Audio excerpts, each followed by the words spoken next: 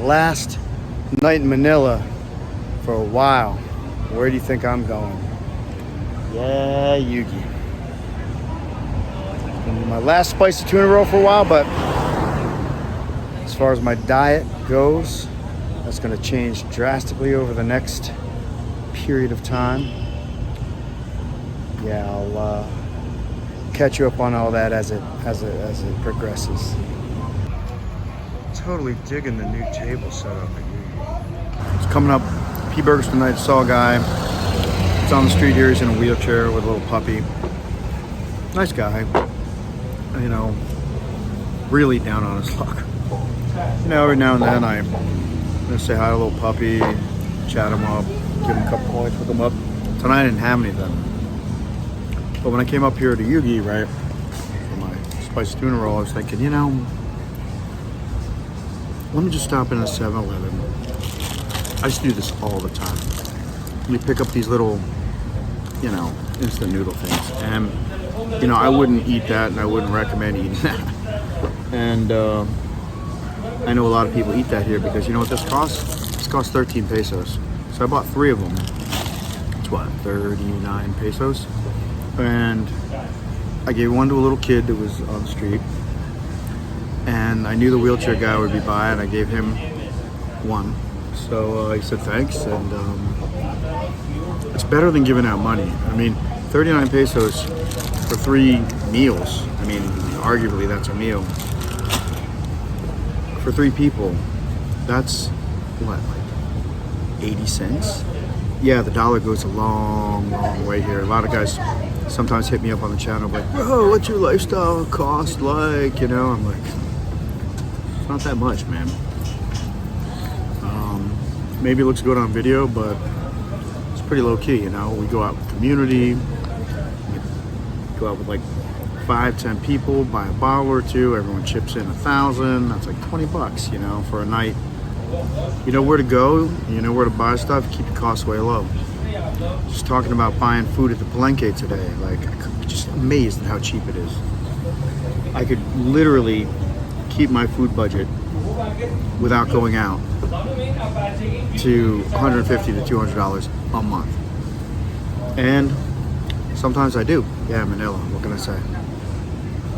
Philippines, baby. I'm walking around to a couple of spots tonight, saying, you know, goodbye to the bouncers and the Yugi guys and some of the peeps, and handing out some food and just getting a sense of it, you know? It's become real familiar, and it's also become toxic, and I need a break. But I wanna have a sense of it before I go.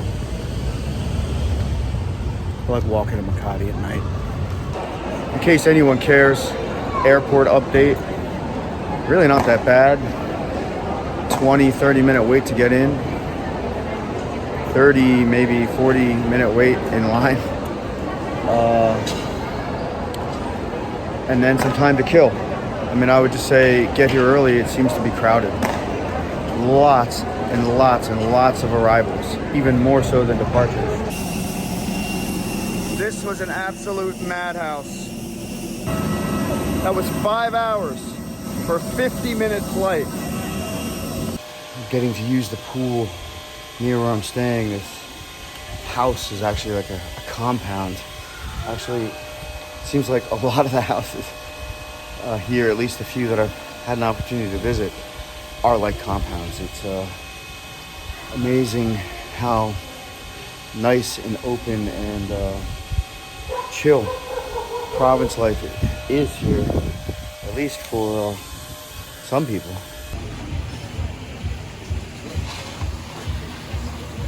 So my understanding about this particular province in the Philippines is it is the seafood capital of the Philippines. So tonight,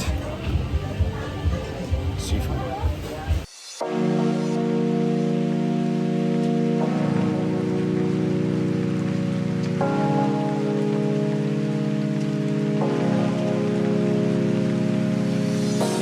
Oh my God, I ordered so much food. I just went crazy.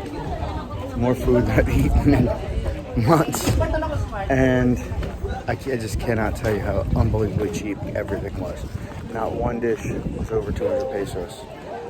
Trees, just like walking down the street here, are loaded with fruit. That's a foxtail tree or a foxtail fruit. There's a banana tree down here. Check this out.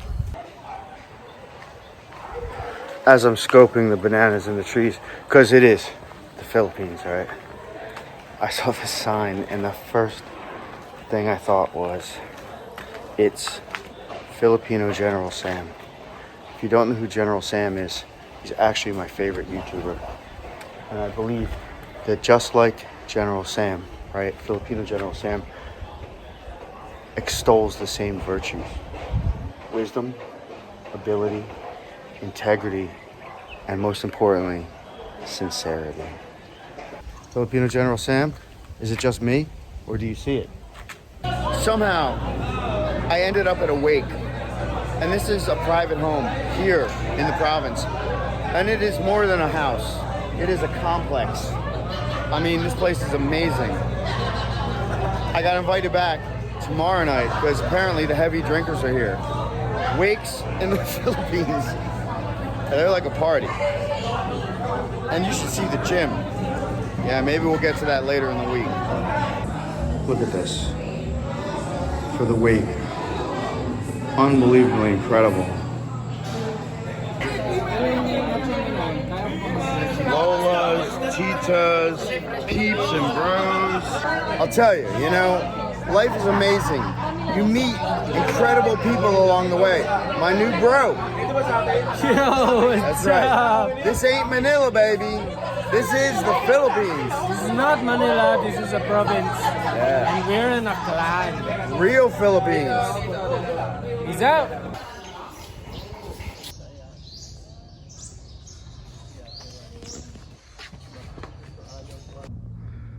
I'm heading over the river, taking the bridge to who knows where. It's that mangrove root structure.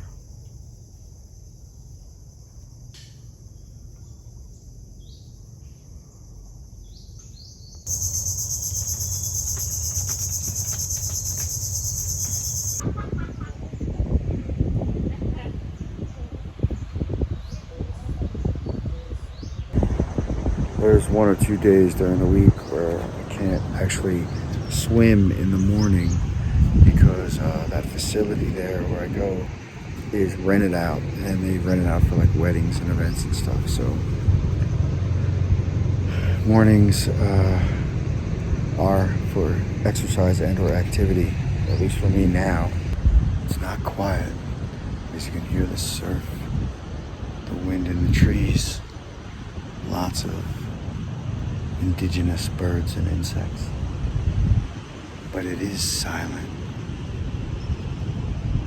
And this kind of silence is really refreshing, relaxing, rejuvenating. It brings a whole new perspective to solitude. It's not like being,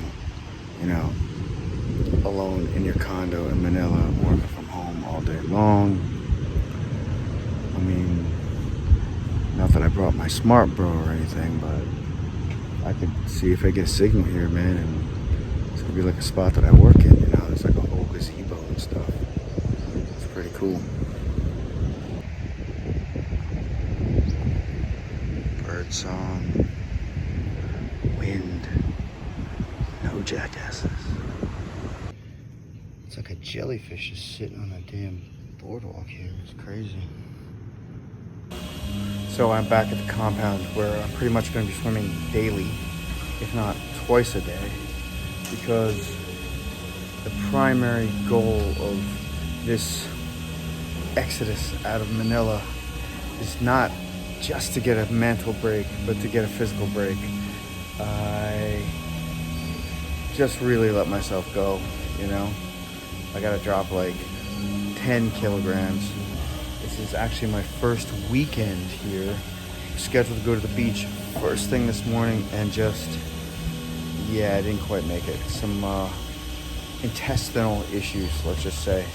And that can sometimes happen, especially since I've been sampling some of these richer, different fresh seafoods here. I think mostly the shellfish, because I never eat that stuff. But I overindulged the first day or 2 hours here, and it definitely caught up to me. Lapu's revenge. But a day of rest and drinking like probably 4 liters of spicy fresh ginger tea with honey cleared that right up. So I am going back to Lap, and tomorrow Hidden Beach. I will tell you this though, stress is a killer and environment is important. If you're put in a difficult environment, an unhealthy environment, if you're locked down, right? Yeah, psychological torture. It's going to take its toll on you, and it definitely took its toll on me, and that's why I decided I needed a break. It's amazing here. Look at that incredible bright summer sun. So the focus is going to be diet and exercise. Don't know if you guys remember my over 40 30-day fitness challenge. And I need to trim the heck back down, and let's see what it takes to do it over 50 in the Philippines. I've been invited back to the wake for a second night. Really interesting cultural experience here in the Philippines. Very different from wakes I've attended in the US. There's lots of beer. And the thing that I liked most about tonight was when they asked me what I wanted to drink, they asked me, do you want hard or beer? And I'm like, how about hard on ice? And they're like, okay. I think that's gonna be my new term for any liquor. I'm like, I don't care what it is. Vodka, tequila, brandy, rum, gin. Just give me hard on ice, baby. Thanks so much for watching. If you liked this video, please hit the thumbs up and subscribe.